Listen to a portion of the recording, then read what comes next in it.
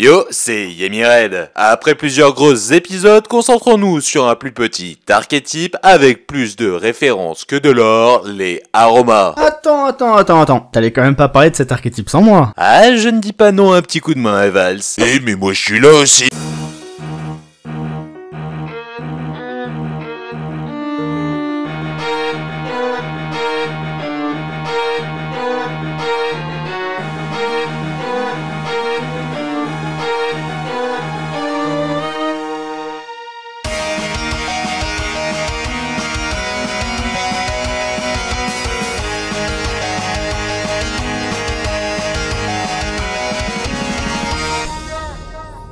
Dans des terres reculées se trouvait un jardin magique. En son centre, il y avait une petite maison où vivaient les aromages. Ils passaient leur journée à entretenir et cultiver les nombreuses plantes qui les entouraient, puis utiliser leurs miraculeuses vertus dans des jarres leur octroyant des pouvoirs surpuissants qu'ils se servaient pour défendre leur jardin tant convoité, formant ainsi un certain équilibre. Mais un jour, des adversaires bien trop redoutables arriveront terrassant tous les hommes aromages. Les trois femmes restantes n'auront plus d'autre solution. Elles devront faire appel à la fée Angélique qui a créé cet endroit merveilleux. Afin de le préserver, cette dernière se sacrifiera, donnant ainsi ses pouvoirs aromaséraphie à chacune d'elles, leur permettant de repousser leurs ennemis définitivement. À l'aide de leurs plantes, elles soigneront les trois hommes et ensemble, ils continueront leur mission de gardien avec bien plus de puissance face aux futures menaces.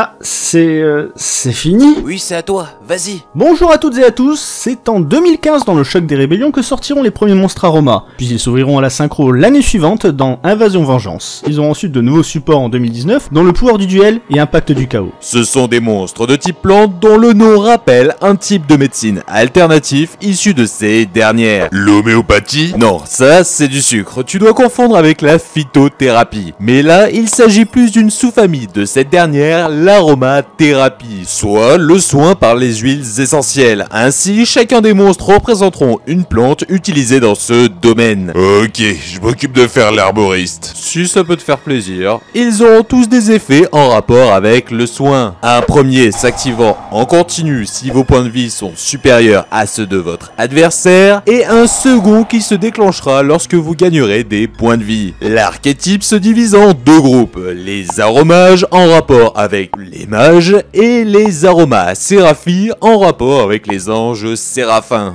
Au sein du premier groupe, il y a 6 monstres ayant chacun un attribut et un niveau lui étant propre. Dans l'ordre, nous avons le vent pour laurier, Dont l'huile de la plante du même nom peut servir à apaiser les problèmes dentaires en attendant son rendez-vous chez son ami le dentiste. il pourra s'invoquer spécialement, transformer une plante en santoniseur et s'il est envoyé au cimetière, faire gagner 500 points de vie. Ensuite, il y a jasmin pour la lumière. Et l'huile de fleur de jasmin servant à éviter les sinues blanches d'affilée. Elle permet d'invoquer normalement en plante supplémentaire et aussi de piocher une carte. Poursuivons avec Kananga et la terre. Qui représente la Kananga odorata, aussi appelée Ilong Ilong, dont l'huile permet apparemment de retrouver un peu d'endurance dans le lit. Il peut affaiblir les monstres adverses et renvoyer une magie piège en main. Après, l'eau pour romarin. Et la plante du même nom dont l'huile permet de ne pas s'endormir au boulot ou en cours. Elle protège les plantes des effets de monstres et peut changer une position de combat. Puis pour l'attribut ténèbres, il y a Marjolaine. Avec une huile servant à garder sa concentration, utile face à un deck méta ou Ojama. Elle protège des dommages quand un plante est impliqué, peut bannir une carte du cimetière adverse et peut également s'invoquer de la main si un plante plante est détruit en gagnant 500 points de vie. Et pour finir, bergamote symbolisant le feu. Inspiré de la bergamote fistuleuse dont l'huile sert à soigner les troubles digestifs, idéal après un bon chili. Il permet aux plantes de faire des dommages perçants et peut gagner 1000 d'attaque défense. Passons maintenant au second groupe. Comme vu avec Evals précédemment, l'archétype contient des synchros, et qui dit synchro dit bien souvent synthoniseur. C'est donc le cas pour Angélique, qui peut aussi s'invoquer spécialement ou se défausser pour gagner des points de vie. L'Angélique comprend 70 variétés de plantes différentes et son huile est utile pour stimuler l'appétit même face aux préparations de ce sympathique chef cuisinier. Bon, par ailleurs, je rappelle juste qu'il est tout de même préférable de consulter un spécialiste avant de faire usage de toutes ces huiles, car Yamigon n'est pas forcément le meilleur sur le sujet. C'est pas moi qui le dis, tout ça c'est vérifiable. Tout à fait, merci Wikipédia. Ensuite, les monstres de l'Extradex sont des améliorations de 3 aromages qui semblent avoir récupéré les ailes d'Angélique pour devenir également Aroma Séraphi. 2 synchro, Marjolaine qui protège les plantes du ciblage, peut détruire une carte et tuto une des magies pièges vent servant à l'archétype. Puis Romarin qui augmente l'attaque défense des plantes et peut annuler des effets de monstres. Ensuite, pour finir, un monstre Link, Jasmin qui protège les plantes des destructions en combat, peut tuto un monstre plante et en invoquer un spécialement. N'oublions pas Lajar qui est le seul monstre flip rocher permettant de gagner des points de vie à chaque tour sans être destructible au combat. Il représente un diffuseur d'huiles essentielles. Et oui, mais il est également important de noter que malgré que son nom VF soit aromage, en japonais et en anglais, il ne s'agit que d'un monstre aroma. Oui, mais toutes les cartes désignent des monstres aromas, donc on s'en fiche. Ah, c'est pas faux.